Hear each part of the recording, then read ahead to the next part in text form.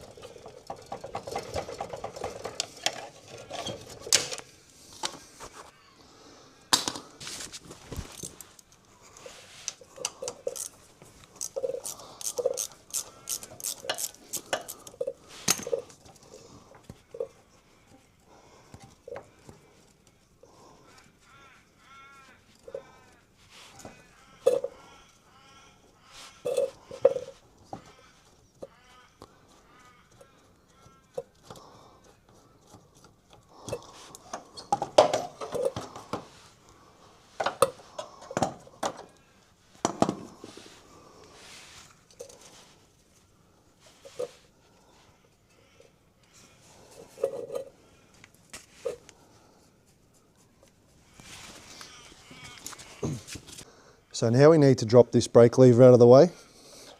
So what I'm going to do is remove that split pin you can see there, and that will allow us just to disconnect the brake linkage for a minute. So we'll do that.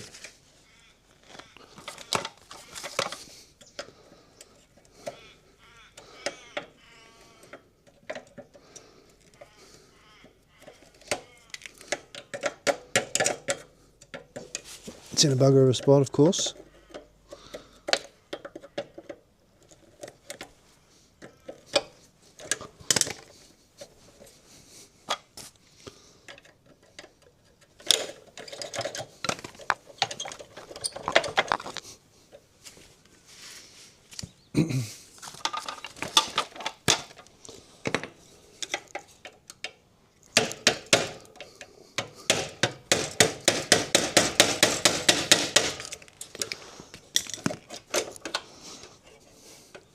And we'll just unhook the spring,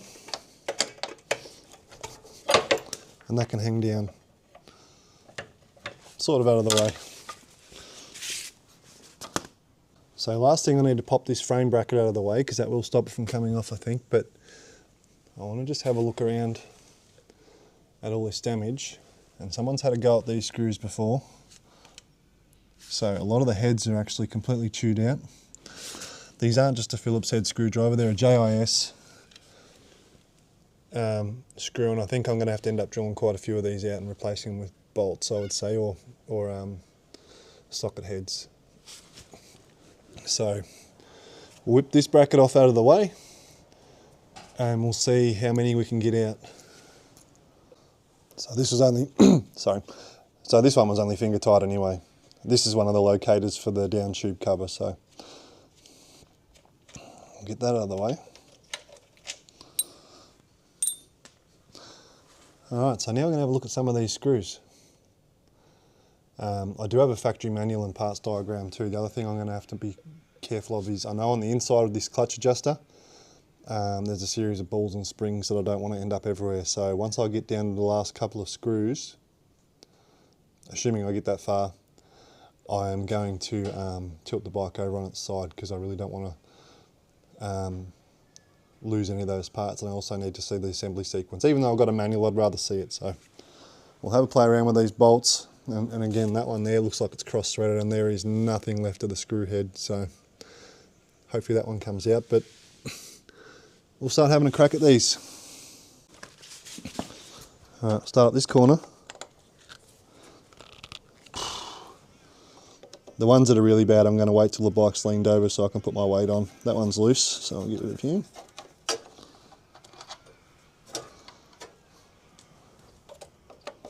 That one's loose, so we might be unlucky. But I don't think, that one's questionable. That one's loose. I don't think you ever actually got the cover off, because there's a couple of screws, and that one's rounded as anything. That one, and one up the top here. Oh, we got that one.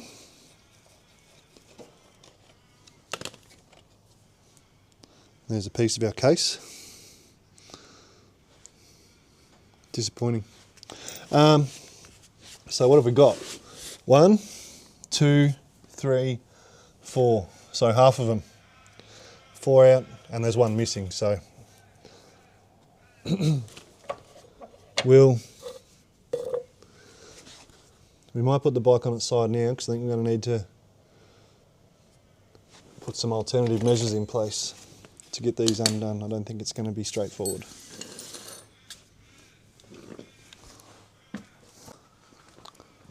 So, bike down on its side. We're just going to have a very gentle crack at these.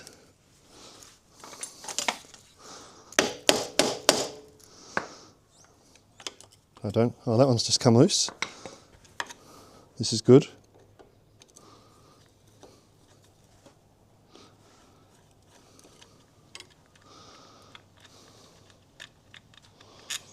That's 5.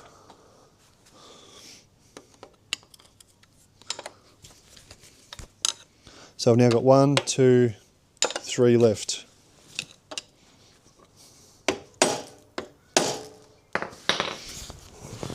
Oh, yes. 2 left. So we've got a bit broken at the bottom. And it looks like this is where they leave it. So I'm hoping the corresponding case, the part we're not replacing, hasn't been butchered.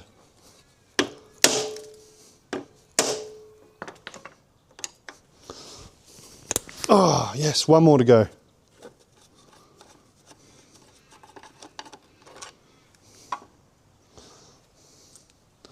So this one at the front is completely rounded.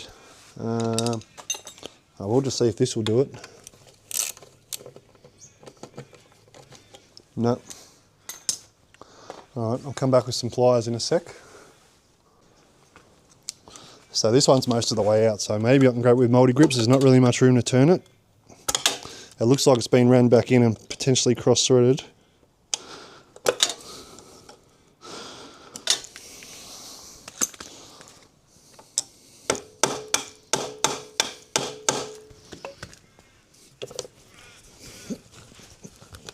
No, this one's going to be a drill out job.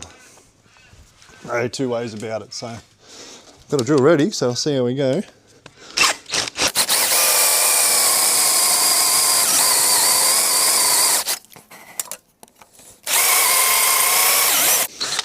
All right, so that's got the head off that. So you can see there we've knocked the head off that one. So it'll allow us to pull the cover off, and then we'll just have to grab it with the vice grips once the cover's off. So first we'll give everything a quick brush around the engine very, very quickly, just to get rid of any loose swarf, because we don't want to just let loose stuff fall into the engine. So just brushing all this swarf away. I don't want to use air because I don't want to blow it into the engine, because there is holes in this case, but just anything that's loose, particularly the metal I just drilled, we don't want in the case. So we're now ready to pull it off. So I'll put this down for a sec. So here we go.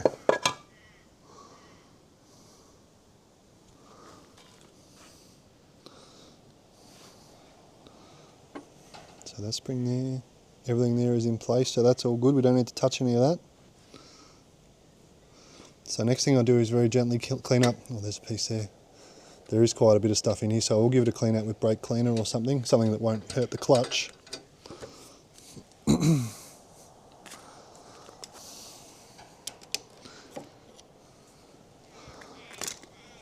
Yeah, you can see quite a bit of debris in there, so, and that is probably from me, unfortunately.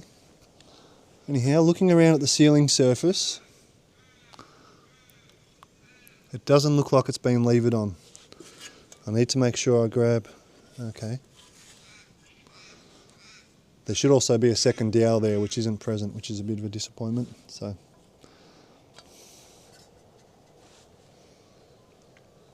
anyhow, we'll get all these surfaces cleaned up.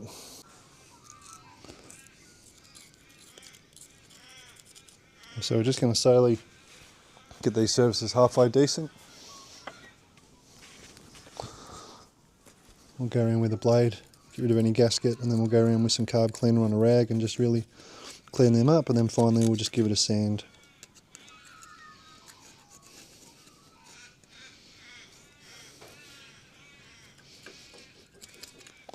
So I'll get that all done and come back. Also, this here is actually a little oil filter, so we'll pull that out and clean that out as well. But it doesn't look like there's very much gasket left, which is good.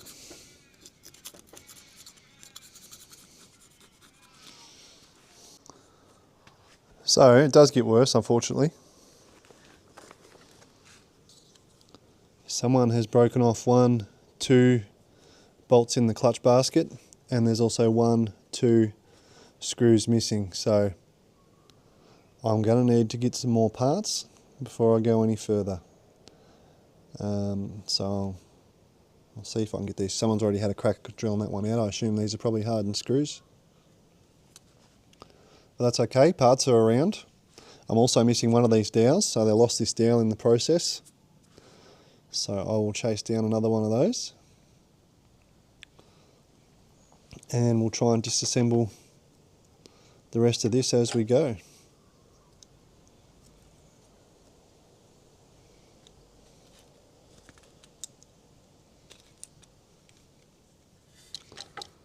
Majorly disappointing, but it is what it is.